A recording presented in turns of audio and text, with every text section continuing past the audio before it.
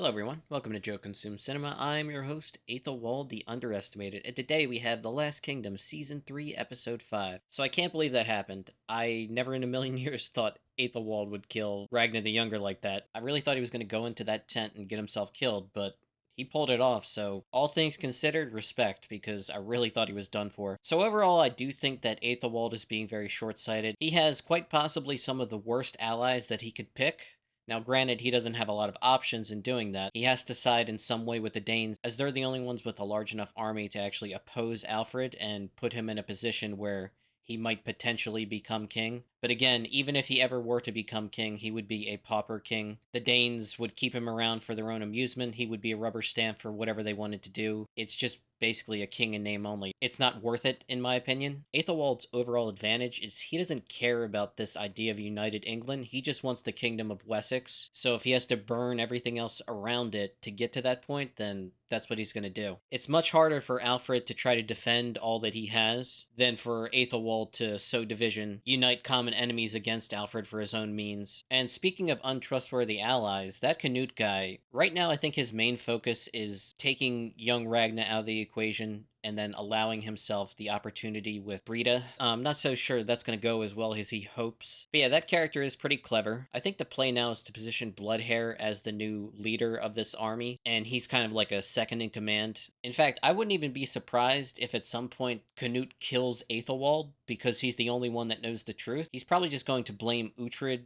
for the death of Ragnar, get all the Danes that were loyal to Ragnar the Younger to follow him, and kind of pursue revenge. Not so sure what Uhtred is going to get up to just yet. His men were talking about trying to take back the kingdom of Bebbanburg. They said that was a fight that they could all get behind. Or Uhtred might go directly to try and free Skade right away, which I could also see. But either way, it's going to be interesting, and yeah, I just want to get right to it. But before I begin, please remember to blank, blank, and blank. Channel's doing awesome, over 5,000 on the march to 10,000. I've launched the Joe Consume Cinema Patreon. Every member of my Patreon gets a guaranteed movie request. I have the first season of The Penguin, the second season of The Squid Game, and the first and second season of Mr. Robot. Almost the third season of Mr. Robot, by the way. Very close on that. Yeah, that's 40 reactions right there, plus the guaranteed movie request. I feel it's a really good offer for, $2 per month. But if money's tight, I understand. You could also just join as a free member too. There is some added channel benefit to even just being a free member, as I post some early access stuff. Right now, Severance reactions are going up about a week early over on the Patreon channel. I feel that long term, the more members I can get, even free members, is just going to be overall good for the channel growth and longevity in general. And yeah, any help is much appreciated, so like, comment, share, subscribe, it all really helps. And with that, let's get right to the episode. He's dead! He's dead! Alfred is dead! He's dead! The Saxon shit is gone! Ragnar! Would they really kill Alfred off screen? Take it. Close your hand. Ragnar. Ragnar, close your hand and take this. Ragnar, take it. No! No! No, Ragnar, no! No Valhalla. Yep, he actually did it. Cowards!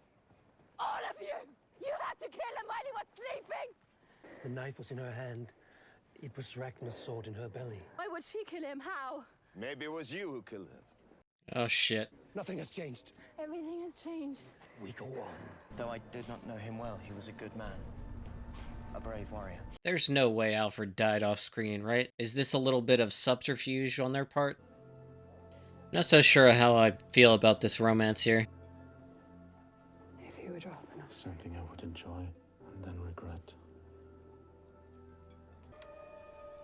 Yeah, subterfuge. The country is rife with word of my death, I am told. So what a fright you should be to the Danes. I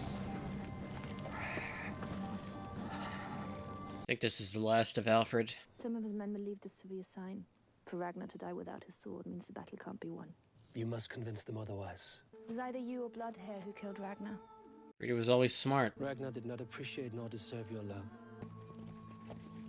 The fact that she's going to Uhtred right now, I don't know. You left him. He had waited years for you to come home, and within a matter of days you were gone. He's dead! Ragnar is dead! He doesn't feast in Valhalla. Instead, he lies under a pile of stones at a lake near Loidis. He will spend eternity in the cold of Nibelheim because of you, Uhtred of Bebbanburg. You chose Alfred. You left him. He was your brother. gate and her curse. It must be recovered. We go to Alfred and to Ethelred, and we beg for an army. Okay. I ought to kill you where you stand, Lord. You could try, my friend. You ride with outlaws, my dear. He's an outlaw of Wessex, not Mercia. I wish to speak of treachery and traitors. I shall advise the king of here. Why did she call him to her aid? What does she know? Is it important when Danes are marching and we are unsure on which side we stand? Yes, it is important. Want all of my men at the ready. For what? If she is here to accuse me, to discredit me. I am here in place of the king. Heston has betrayed the king. He rode to Mercia to kill me. Uhtred saved me. How is it that he knew exactly where to find you? An interesting question. Uhtred made a plan with this Dane, this Heston, to save you, to gain your trust. A spy. An assassin, even. Should have expected nothing different. Then let us get to the truth of the matter. I saved your daughter's life. You are here with Ethelflaed is the only reason you are alive. I want 1,000 men. 1,000 men, and I will give you Beamfleot. I do not need Beamfleot. I will defeat Heston. I will prevent him from joining with the Earls Knut and Bloodhair. Not forgetting the Earl Ragnar. My brother is dead, Lord. To prevent a great war, you must attack Heston. Seems viable, Lord. You wish me to divide my army? Yes. Send 1,000 men east. Yes. That is too great a risk to Wessex, Lord. You are free to leave when you are ready and rested. You remain an outlaw of Wessex. My father's sickness has cast a shadow. I fear a great battle now would have only one outcome: defeat. But if we were able to weaken the Danes, as Uhtred has suggested... If you would excuse me. Two sons of Alfred. Kind of awkward for him. I will use this hatred of me to draw him out. We could feint an attack with a small number of men and then retreat. Heston will not be able to resist the opportunity of killing me. Nothing deters a warrior more than the news of defeat. It's a plan that can work, but Uhtred will need men. Then you shall have them. Set a day for the attack, and I will be there. I think Edward is being earnest. You did not appear concerned, nor surprised, Lord, at Heston's attempt to kill your wife. Give me time. Time to become worthy of your crown. You speak the truth. You are not yet ready, far from it. You gave your word without the means nor ability to keep it. King should keep his word. By not helping your son here, you're making him a liar. I think that's the reasoning he's going to come to when he ultimately decides to do it. Is it possible to be both proud and feverish with anger? It is often the way, Lord, with children. We march, Lord, to Beamfleot. There it is. Long live the king! Long live the king! Uhtred has finally arrived to claim you. 30 men is nothing. He's no longer a lord. Then be sure to win me, Lord. The great Lord Uhtred and his army. Such a frightening sight. You're a coward, Heston, hiding inside your fortress. The priests of Ethelwich did rise. You fled. When Siegfried attacked Alfred, you fled. And at the nunnery once again, you fled. You will remain inside your fortress. Songs will be sung about your cowardice. If death is what you want, then you shall have it! That was easy. Here he comes.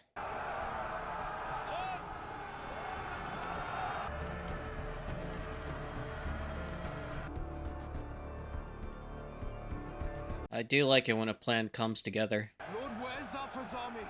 Why are they waiting? Turn the field red with Saxon blood and flesh! Come on, Alfred. We hold our position. They're being slaughtered. Lord King, I gave him my word. We hold our position. We cannot just stand by and watch them die. What would Uhtred do? He would allow his enemies to destroy one another. I gave him my word! Then what will you do, boy? You can either bleat, or you can make a decision. Attack.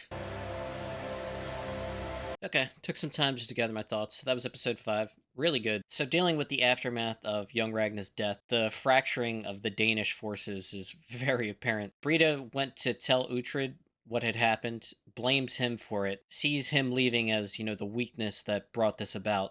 Kinda, yeah. But it's interesting. A big theme of this episode is Alfred trying to teach his son and mold him to becoming a king. After Uhtred saved the princess, the two of them went to Alfred to talk about Heston's betrayal. Uhtred has this plan to deal with Heston. That's 1/3 of, the Danish forces, eliminate them, just greatly increase the chances of their success if they can eliminate 1/3 of his army without much trouble. Uhtred is going to use himself as bait, lure Heston out of his fortress, Bienfliot, and then Edward with his men is supposed to come in and ambush them, essentially. We see how Edward comes up with this idea to give Uhtred the men that he needs. He gives his word, even though he hasn't, gotten all of his ducks in a row as far as securing the men. He has no choice but to go beg his father to basically make him not a liar. And it's interesting, a king should keep his word. If Alfred doesn't do this thing that his son promised, he's making him a liar, and he knows that's just setting his son up for failure, so he can't do that. He agrees to give him the men. The episode ends on a bit of a cliffhanger because while Uhtred is successful in luring Heston out of the fortress